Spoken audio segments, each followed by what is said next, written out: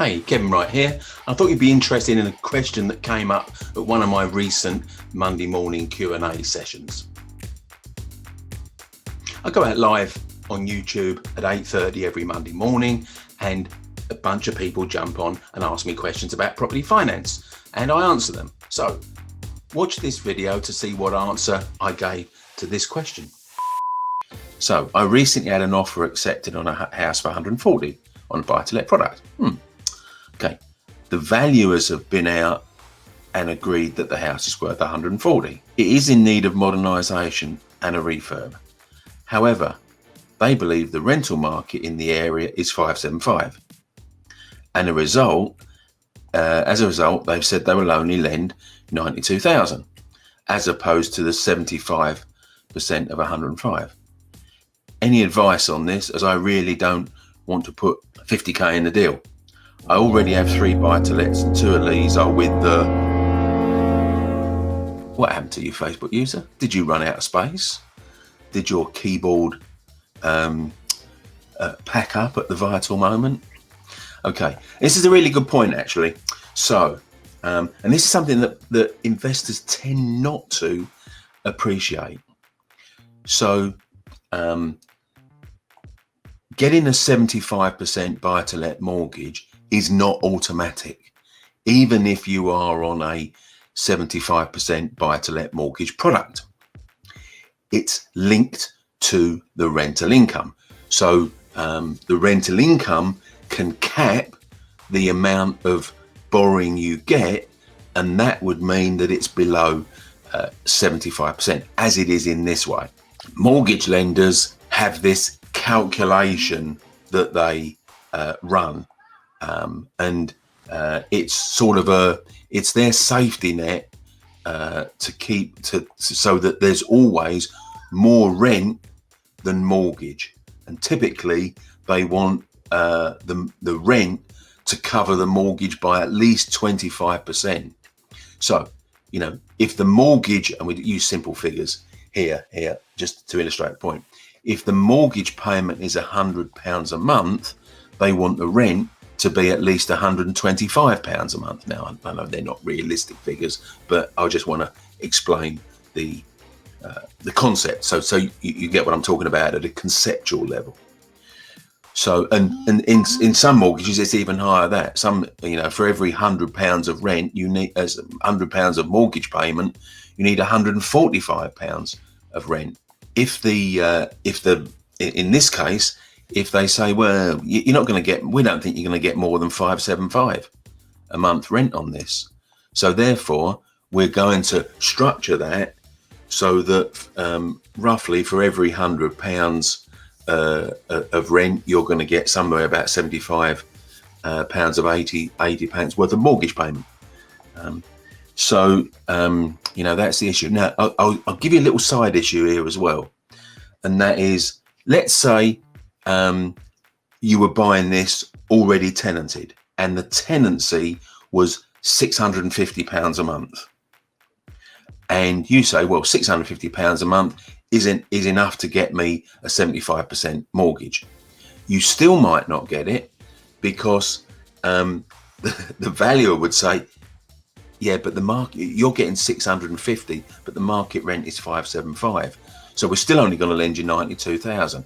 How is that fair? Here's their thinking. When I explain about lenders and valuers thinking and all this sort of thing, this comes off the back of me spending 20 plus years as a broker, finance broker, mortgages, bridging, development, that type of thing.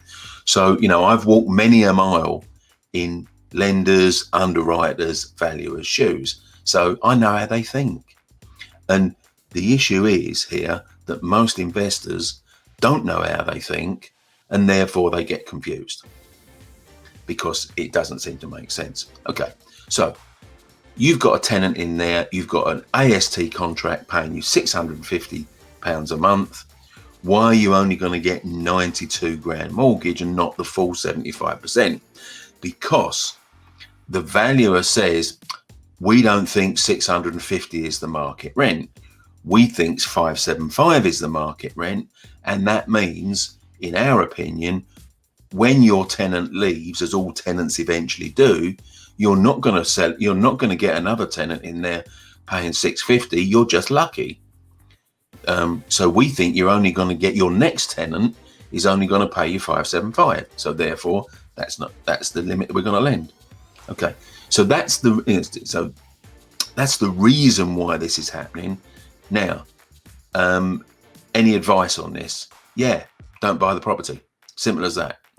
Because if it's valued at 140 and you're not going to get a 75% mortgage on it, then don't buy it.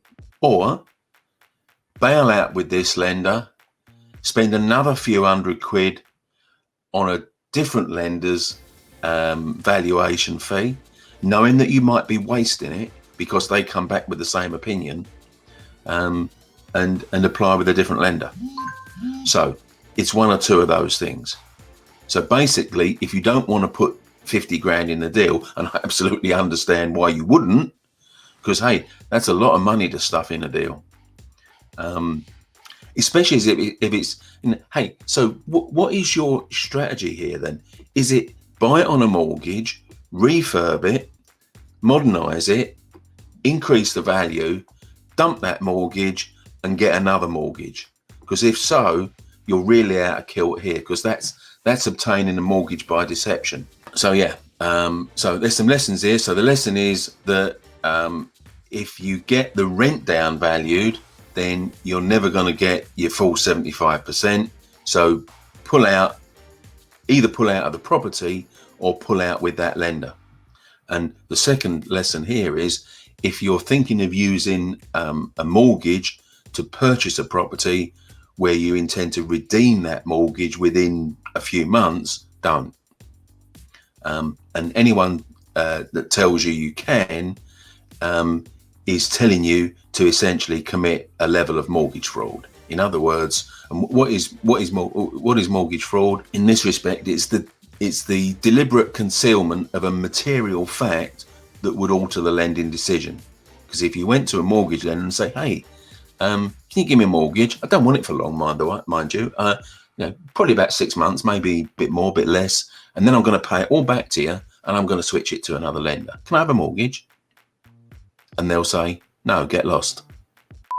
Now, if you found that question and my answer interesting, there's a whole load more of this that goes on a Monday morning. Now, you can either log in through YouTube, or you can join my Facebook group, Recycle Your Cash for Property Investors, and get it streamed through there. The link is on this page. And if you want access to my whole back catalogue of Q&As, which is well over 50 hours of viewing time, then I've got a way to do that. Join Fiverr Tribe and you can get access to that back catalogue with a simple word search facility. So just type in the question that you want answers to and it'll come up on screen almost instantaneously all the times that I've mentioned your particular keyword. It's like having a property finance Wikipedia, I guess. How do you access this? By joining my Fiverr Tribe. Click the link on the page and guess what?